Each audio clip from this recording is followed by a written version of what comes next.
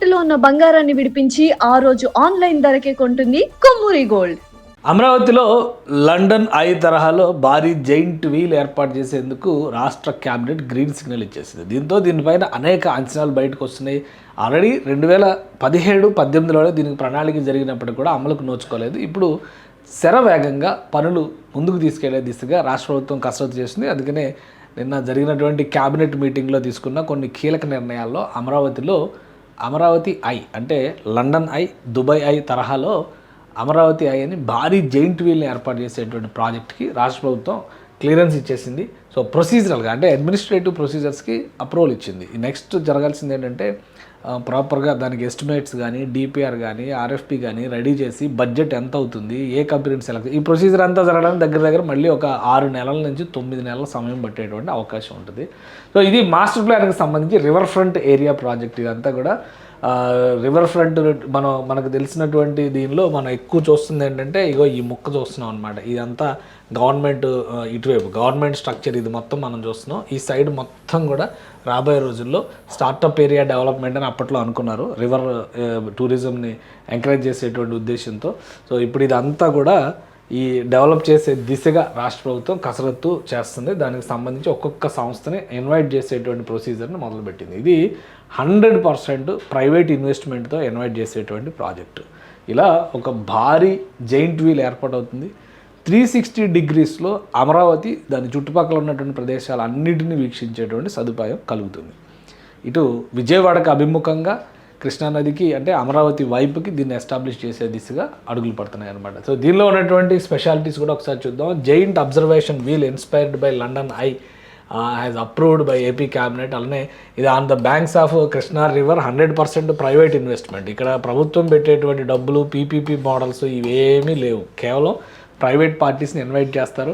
వైబులా కాదా వాళ్ళు స్టడీ చేసుకుంటారు. ల్యాండ్ అలాట్ చేసేటువంటి బాధ్యత దాన్ని లీజ్ రూపంలో ఇస్తారా, సేల్ రూపంలో ఇస్తారా, ఇవన్నీ కూడా క్లారిటీ రావాల్సి ఉంటుందన్నమాట. ల్యాండ్ సపోర్ట్ మాత్రం గవర్నమెంట్ చేస్తుంది. డెవలప్మెంట్ అథారిటీ ఏజీఐసీఎల్కి దీన్ని బిడ్స్ ఇన్వైట్ చేసి ఫైనల్ చేసేటువంటి బాధ్యతను అప్పగించింది. Amaravati growth and infrastructure corporation limited అని చెప్పి ఇలాంటి ప్రాజెక్ట్స్ కోసమే ఒక ఎస్పీవీ కింద ఈ సంస్థను ఏర్పాటు చేశారు. సో బిడ్స్ ఇచ్చేటువంటి కార్యక్రమం అంతా కూడా దానికి అప్పగించారు. Land support government to provide land under long term lease model for 30 years, 30 ఏళ్ళ వరకు ఇవ్వచ్చు. ఇక్కడ కొన్ని కంపెనీలు కూడా ఇప్పుడు షాపూర్జీ, పల్లంజీ లాంటివి, టాటా ప్రాజెక్ట్స్, ఇట్లాంటి ఇంటర్నేషనల్ కంపెనీలు కొన్ని ఇవన్నీ కూడా ఆసక్తి చూపిస్తున్నాయి. కొన్ని కంపెనీల లిస్ట్ కూడా వస్తుంది. ఇది కనుక వస్తే అమరావతి టూరిజంకి ఒక బిగ్ బూస్ట్ అవుతుందని చెప్పని అందరూ అంచనా వేస్తున్నారు. కొంత ఇన్ఫర్మేషన్ అంటే మనకు వచ్చినటువంటి ఇతర అంశాల ఆధారంగా తీసుకుని కొంత ఇన్ఫర్మేషన్ డీకోడ్ చేస్తే వచ్చేది అంటే వరల్డ్ క్లాస్ టూరిజం అట్రాక్షన్గా ఇది మారుతుందని చెప్పని భావిస్తున్నారు. ప్రధానంగా 360 degrees పానోరమిక్ వ్యూస్ని ఏర్పాటు చేయడం వల్ల అక్కడ ఏం కనిపిస్తుంది, మునిగిపోయి అమరావతిని చూస్తారా, ఇట్లాంటి వెటకారాలు వేస్తారు కదా. కాబట్టి ఒక క్లారిటీ అనమాట. ఇందులో ప్రకాశం బ్యారేజ్ కారిడార్ వ్యూ ఒకటి, Kanakadurga temple long view distance ఒకటి, అమరావతి సిటీ స్కైలైన్స్, రాబోయే రోజుల్లో Amaravati towers, APNRT towers, quantum valley towers ఇవన్నీ కూడా పైకి వస్తాయి. అమరావతి అసెంబ్లీ టవర్ ఇవన్నీ వస్తాయి. కాబట్టి ఒక విజువల్ బ్యూటీ అనేది వస్తుంది. అలానే Amaravati government complex, Vijayawada Skyline, అటువైపు ఎయిర్పోర్ట్, విజయవాడ ఎయిర్పోర్ట్ ఇవన్నీ కూడా ఆ హైట్కి, ఈ హైట్లో నుండి మీరు చూస్తే ఇవన్నీ కూడా ఇట్లాంటివన్నీ కనిపిస్తాయి అన్నమాట. సో అందుకని చెప్పని లొకేషను కృష్ణానదికి అటుపక్క అంటే విజయవాడ వైపు కాకుండా విజయవాడకి అభిముఖంగా పెట్టాలనేటువంటి డెసిషన్ తీసుకున్నారు. ప్రైవేట్ డెవలపర్స్ని పూర్తి స్థాయిలో ఇన్వైట్ చేస్తారు. వాళ్ళ ద్వారానే రిక్వెస్ట్ ఫర్ ప్రపోజల్స్ అంటే ఆర్ఎఫ్పికి ఇన్వైట్ చేస్తుంది ఏజీఐసీఎల్. వాళ్ళు ఇచ్చేటువంటి ప్రపోజల్ ఒక్కొక్కరు ఒక మోడల్ ఉంటుంది. దానికి ఇన్కమ్ మోడల్తో సహా అంటే ఎంత ఇన్వెస్ట్మెంట్ పెడతారు, ఎంత ఎంప్లాయ్మెంట్ వస్తుంది, రిటర్న్స్ విషయంలో వాళ్ళు ఎలాంటి జాగ్రత్తలు తీసుకుంటారు, గవర్నమెంట్ నుంచి వాళ్ళు కోరుకున్నటువంటి సపోర్ట్ ఏంటి, వీటన్నిటితో కూడినటువంటి ఒక ఆర్ఎఫ్పి తయారు చేసి కంపెనీలు సబ్మిట్ చేయాల్సి ఉంటుంది. దాన్ని మల్టిపుల్ కంపెనీస్ కన్సార్షియంగా ఇవ్వచ్చా, లేదా ఒకటే కంపెనీ ఆపరేట్ చేసే అవకాశం ఉంటుందా, టూరిజంలో ఎక్స్పీరియన్స్ ఉన్నటువంటి కంపెనీస్ని ఇన్వైట్ చేయడం, ఇటువంటి ఫ్యాక్టర్స్ అన్నీ కూడా ఉంటాయి. ఏదైనా కానీ 30 ఏళ్ల పాటు పూర్తి స్థాయిలో దీన్ని డెవలప్ చేసేటువంటి బాధ్యత పూర్తి స్థాయిలో 30 ఏళ్ల పాటు ల్యాండ్ కూడా ఇస్తుంది. గవర్నమెంట్ పైన 0 ఫైనాన్షియల్ బర్డెన్. ఇక్కడ ఈ వీల్ ఎంత ఉందో అంత పెద్ద సున్నా అనమాట. గవర్నమెంట్ డబ్బులు పెట్టేదే ఉండదు, ల్యాండ్ ఇస్తుంది. ల్యాండ్ మాత్రమే గవర్నమెంట్ పెట్టేటువంటి బాధ్యత ఉంటుంది. సో అమరావతిలో ఇది ఒక అట్రాక్టివ్ ప్లేస్ అవుతుంది. మొత్తం వర్క్ చేసి డెవలప్ చేసి దాన్ని చేయడానికి 2 years నుంచి 3 years వరకు టైం పట్టొచ్చు. సో ఆ లోపు మిగిలిన ప్రొసీజర్ అంతా కూడా ఇది కంప్లీట్ చేస్తారు. ఇలాంటి అట్రాక్షన్ వస్తే అమరావతిలో టూరిజంకి పెద్ద బూస్ట్ అవుతుంది. ఎందుకంటే రివర్ ఫ్రంట్ ఈ ఏరియా మొత్తం మనం చూస్తే ఈ ఏరియా అంతా కూడా రివర్ ఫ్రంట్ ఏరియా. ఇక్కడ అనేక వాటర్ గేమ్స్ దగ్గర నుంచి ఇవన్నీ వస్తాయి. అమరావతికి సంబంధించి వెస్ట్ బైపాస్, ఈస్ట్ బైపాస్, ఇవి రోడ్లన్నీ కనిపిస్తాయి. ఆ పై నుంచి చూసినప్పుడు మొత్తం అంతా కూడా విజువల్ బ్యూటీ ఖచ్చితంగా ఉంటుంది. ఎందుకంటే చుట్టుపక్కల అన్ని కొండలు, తూర్పు కనుమలు వెళ్ళేటువంటి మార్గం ఇది.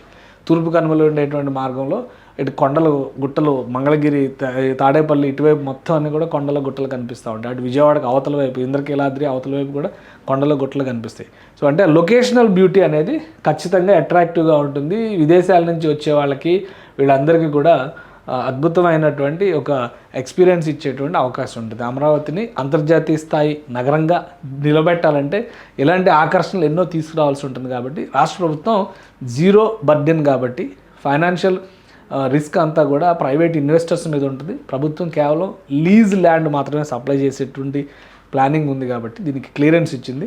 మోస్ట్లీ ఒక 5-6 నెలల్లో దీనికి సంబంధించినటువంటి ప్రీ ప్రొసీజర్ వర్క్స్ అన్నీ కూడా కంప్లీట్ అయ్యేటువంటి అవకాశం ఉండొచ్చు. ఒకవేళ అమరావతిలో కనుక రాబోయేటువంటి 2-3 ఏళ్లలో ఈ బిల్డింగ్స్ కన్స్ట్రక్ట్ అయ్యే నాటికి ఈ ప్రాజెక్ట్ కూడా రెడీ అయితే ఖచ్చితంగా ఇదొక అద్భుతమైనటువంటి అట్రాక్షన్ అవుతుంది తెలుగు రాష్ట్రాల్లో. ఎందుకంటే ఈ మార్గాల్లో ఎక్కడా కూడా లేదు, దక్షిణాది రాష్ట్రాల్లో కూడా ఎక్కడా లేదు అంత పెద్దది. సో లండన్ ఐ తరహాలో, దుబాయ్ ఐ తరహాలో, సింగపూర్లో కూడా ఇలాంటిది. సింగపూర్ ఐ తరహాలో అమరావతి ఐ ప్రతి ఒక్కరిని కూడా ఆకర్షించే అవకాశం ఉంటుంది.